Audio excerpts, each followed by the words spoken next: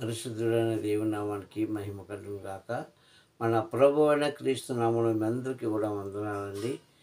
ఈ నేటి వాక్యాంశాన్ని మనం జ్ఞాపకం చేసుకున్నట్లయితే 33 అధ్యాయంలో 12వ వచనం జ్ఞాపకం చేసుకుందాం. కీర్తన భాగం నుండి, యెహోవా తమకు దేవుడు కాగల జనులు ధన్యులు, మహిమ కలుగును గాక. హల్లెలూయా. అలాగే తను ఏర్పాటు చేసుకున్న జనుల యొక్క కార్యము ఆయన సెలవీయగా స్థిరపరచబడిను అని అక్కడ వాక్యం మనం చూసుకుంటాం. అక్కడ ముఖ్యంగా మనం గమనించవలసింది ఏంటంటే, యెహోవా తమకు జనులుగా కాగల ఏర్పరచుకున్న జనులు ధన్యులు అంటాడు. అంటే దేవుని యొద్దకు ఎవరైతే వస్తారో, దేవుని ఎవరైతే అంగీకరిస్తారో, దేవుని ఎవరైతే ఆరాధిస్తారో, ఈయన నిజమైన దేవుడని ఎవరైతే ఆయన యందు నిరీక్షణ కలిగి ఉంటారో ఆ జనులు ధన్యులని భక్తులని దావీదు గారు తన అనుభవం ద్వారా మాట చెప్పి ఉన్నారు.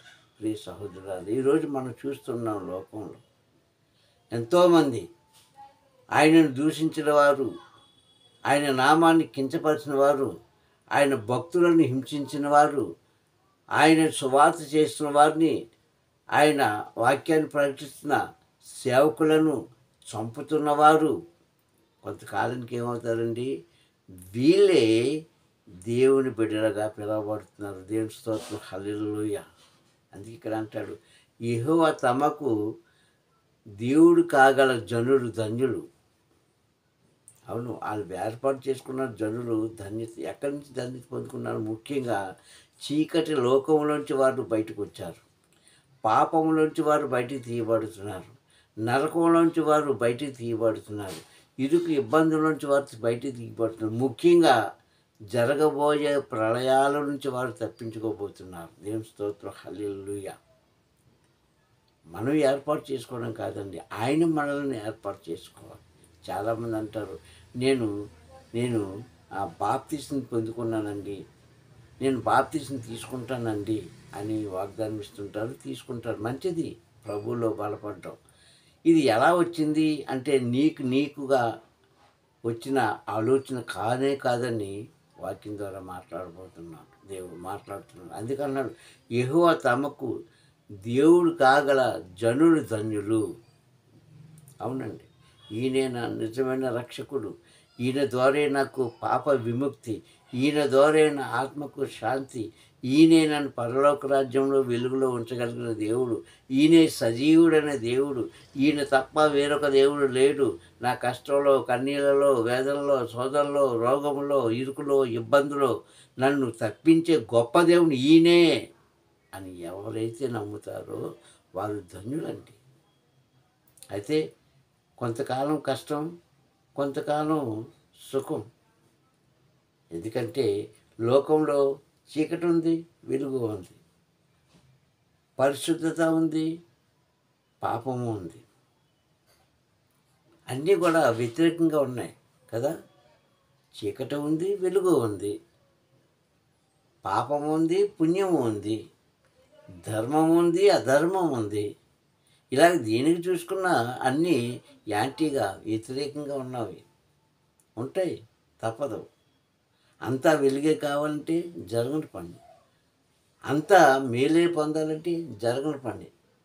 అందుకని అంటాడు, కీడు వెనక మేలు, దేవుడికి మహిమ కలుగును గాక అన్నాడు కదా. కీడు వెనక ఏముంటుంది? మేలు దాగి ఉంటుంది. అందుకే అక్కడ అంటున్నాడు, దేవుడు ఏర్పాటు చేసుకుంటేనే కానీ మనం ఎవరం కూడా ఆయన దగ్గరికి వెళ్ళలేము అని క్రీస్తే ఒక మాట చెప్పాడండి ఆయన చేసే సువార్తలో. నా తండ్రి పిలిస్తేనే కానీ, నా తండ్రి ఆకర్షిస్తేనే కానీ, నా తండ్రి యొక్క పిలుపు వింటేనే కానీ ఎవరు కూడా నా తండ్రి దగ్గరికి రావాలని ఆయనే చెప్పేశాడు. ఆరాధిస్తున్నావో క్రైస్తవుడా, ఈరోజు నువ్వు ఆరాధిస్తున్నావంటే, స్తుతిస్తున్నావంటే, కీర్తనలు పాడుతున్నావంటే, వాయిద్యాలు వాయిస్తున్నావు అంటే, ఆయనను నీ నోటి ద్వారా ప్రార్థిస్తున్నావంటే అది నీ గొప్పతనం, నా గొప్పతనం కాదు. ఆదిలోనే దేవుడు మనలను ఎంచుకున్న విధానం బట్టి మనం ఆయనను ఈరోజు ఆరాధిస్తున్నాం. దేవుని మహిమ కలుగును గాక. హల్లెలూయా. ఇది ముఖ్యంగా మనం జ్ఞాపకం చేసుకోవాలి. ఎందుకంటే చాలామందిలో ఉన్న అవివేకమైన ఆలోచన ఏంటంటే, నేను ఇప్పుడు బాప్తీసం తీసుకున్నానండి, కొత్తగా బాప్తీసం తీసుకున్నాను, ఇంకా నేను ప్రభువు బిడ్డనండి, నాకు చాలా సంతోషంగా ఉందండి అని సాక్ష్యం చెప్తాం. మంచిది, చాలా మంచిది. కానీ అది ఆయన ముందే నీ నుంచి ఈ క్రియ జరగాలని ఏర్పాటు చేసుకున్నాడు. అది అంటున్నాడు, యెహోవా తమకు అన్నాడు. అంటే దేవుడి కోసం దేవుడే నిన్ను నన్ను ఏర్పాటు చేసుకున్న జనులు ధన్యులంట. యెహోవా సెలవయ్యగా ఆ కార్యము స్థిరపరచబడినంట. దేవుడికి మహిమ కలుగును గాక. అవును, మన జీవితంలో కొంతకాలం మేలు జరుగుతుంది, కొంతకాలం కీడు జరుగుతుంది. కొంత లాభం ఉంటుంది, కొంత నష్టం ఉంటుంది, కొంత వెలుగు ఉంటుంది, కొంత చీకటి ఉంటుంది. అనుభవించక తప్పదు. దేవుడికి మహిమ కలుగును గాక. నేను ఆరాధిస్తున్నాను, నేను స్తుతిస్తున్నాను, ఏదో దైవ కార్యాలు చేస్తున్నాను, నాకు ఎందుకు ఈ శిక్ష, ఎందుకు ఈ బాధ, ఎందుకు ఈ శోధన, ఎందుకు ఈ రోదన, ఎందుకు ఈ యొక్క కన్నీళ్ళు, ఎందుకు ఈ కష్టాలు, ఎందుకు ఈ రోగాలు అనుకున్నవారు చాలామంది మన క్రైస్తవులో ఉన్నారండి. సేవకులేమి, సువార్తికులేమి, విశ్వాసులేమి. కానీ వీరు వీరు వీరు గ్రహించవలసింది ఏంటి? దేవుడి యొక్క చిత్తం ఈ రీతిగా నీ మీద, నా మీద ఆయన నెరవేరుస్తున్నాడు. అందుకని అంటున్నాడు, నీవు రావడం కాదు కానీ నీవు ఇలా ఉండాలని, నీవు ఆరాధించాలని, నీవు నా కుమారుడిగా, కుమార్తెగా పిలువబడాలని నేను నిన్ను ఏర్పాటు చేసుకున్నాను అని ఈ వాక్యం ద్వారా మనం జ్ఞాపకం చేసుకోవాలి. అప్పుడు ఆయన మన కార్యాలన్నీ కూడా స్థిరపరుస్తాడంట. ఎప్పుడు? ఆయనను హృదయపూర్వకంగా మనం ఇష్టపడినప్పుడు, లేక ఆరాధించినప్పుడు. ప్రియ సహోదరులారా, ఈరోజు చాలామంది గొప్ప గొప్ప దైవజనులు, గొప్ప గొప్ప సంఘాలు ఆయనను స్తుతిస్తూ ఆరాధిస్తున్నాయి. మరి కొంతమంది ఆరాధనకు దూరమై వారి వారి గృహాల్లో, లేక వారు ఏర్పాటు చేసుకున్న స్థలాల్లో కూడా ఆరాధిస్తున్నారు. అది కూడా దేవుడు అంగీకరిస్తారు. వీళ్ళంతా ఎవరు? వీళ్ళంతా ఎవరంటే దేవుడు తమ కోసం ఏర్పాటు చేసుకున్న క్రైస్తవ కుమారులు, కుమార్తెలు. దేవుడికి మహిమ కలుగును గాక. కానీ ఆయన అంటాడు, నా వాక్యాన్ని శ్రద్ధగా వినిన వారు మాత్రమే ధన్యులు అంటాడు. నా వాక్యానికి లోబడిన వారు మాత్రమే ధన్యులు అంటాడు. నా వాక్యాన్ని ప్రకటన చేసిన వారు మాత్రమే ధన్యులు అంటాడు. ఈ 3 విషయాల్లో ఒకవేళ క్రైస్తవులైన మనము దారి తప్పుతున్నామేమో ఒకసారి జ్ఞాపకం చేసుకోండి. ఆరాధిస్తున్నాము, పాటలు పాడుతున్నాము, వాయిద్యాలు వాయిస్తున్నాము, కార్యాలన్నీ చేస్తున్నాము. కానీ వీటికంటే ఈ 3 విషయాలు మనం క్లుప్తంగా చేసినప్పుడు మరింత ధన్యులం అవుతాం. అందుకే దేవుడు నిన్ను నన్ను పిలుచుకున్నాడు. ఈరోజు దైవ కుమారులుగా, కుమార్తెలుగా ఎంతమంది అయితే ముద్రించబడ్డారో వారందరినీ ఎందుకు పిలిచారంటే కేవలం ఆయన పని చేయడం కోసం. దేవుడికి మహిమ కలుగును గాక. హల్లెలూయా. ఆయన పని చేయాలి, ఆయనను సంతోషపరచాలి, ఆయన పనిలో పాలుపంతులు పంచుకోవాలి. అది మన జీవితానికి మంచి మేలుకరమైన మంచి కార్యాలు చేస్తుందని ఈ వాక్యంలో ఉన్న మర్మాన్ని మనము గ్రహించుకోవాలి. దేవుడికి మహిమ కలుగును గాక. హల్లెలూయా. అంత మాత్రమే కాకుండా ప్రియ సహోదరులారా, దేవుని యొక్క నామాన్ని ఘనపరిచిన వారికి చక్కటి బహుమానం ఏమిటి అంటే పరలోక రాజ్య ప్రవేశము. దేవుడికి మహిమ కలుగును గాక. ఏంటండి? పరలోక రాజ్య ప్రవేశము. అయితే ఆ పరలోక రాజ్య ప్రవేశం పొందుకోవాలంటే ఈ భూమి మీద ఆయన చెప్పిన కొన్ని పనులను మనం విడిచిపెట్టాలి. ఆయన చూపించిన మార్గంలో మనం వెళ్ళాలి. ఆయన చేయమన్నది మనం ఖచ్చితంగా చేయాలి. అప్పుడు సర్వాధికారి తండ్రి ప్రతి వారి యొక్క ప్రార్థనలు ఆలకిస్తాడు, ఆరాధనలు అంగీకరిస్తాడు, నైవేద్యాలు అంగీకరిస్తాడు. ఆయన నామంలో మనం ఏదైతే ఖచ్చితంగా చేస్తున్నామో అవన్నీ కూడా ఆయన అంగీకరిస్తారని వాక్యం ద్వారా మాట్లాడుతున్నాడు. దేవుడికి మహిమ కలుగును గాక. కానీ ఇక్కడ ఒక చిన్న చిన్న మాట ఏంటంటే మనం నేర్చుకోవాల్సింది, మనం ఏం చేసినా సరే స్వార్థంతో కాకుండా నిస్వార్థంతో చేయాలి. ఏంటండి? స్వార్థంతో కాకుండా నిస్వార్థంతో నువ్వు దేవుని యొక్క పని చేస్తే సర్వాధికారి తండ్రి ఎల్లప్పుడూ కూడా మనతో ఉండి ఎల్లవేళలా మనకి సహాయకుడిగా ఉండి మనకున్న ప్రతి వేద బాధ సోదరు కష్టాలు కన్నీళ్ళలోంచి ఆయన లేవనెత్తి మన కార్యాలు ఏదైతే మనం అడుగుతున్నామో అది ఆయన స్థిరపరుస్తాడంట. దేవుడికి మహిమ కలుగును గాక. ఆమేన్. ఈరోజు ఆరాధనలో కూర్చున్న, ఆలయంలో కూర్చున్న, ప్రార్థిస్తున్నా, పాటలు పాడుతున్నా, వాక్యం వింటున్నా, వాక్యం చెబుతున్నా, వాక్యం చదువుతున్నా, ఎంతమంది అయితే ఉన్నారో మనందరికీ కూడా దేవుడు రాబోతున్న దినాల్లో గొప్ప కార్యాలు జరిగించుడుగాక. ఆయన ఆశీర్వాదంతో మనల్ని నింపునుగాక. ఆయన బలమైన హస్తం కింద మనల్ని దాచునుగాక. ఆమేన్. ఆమేన్.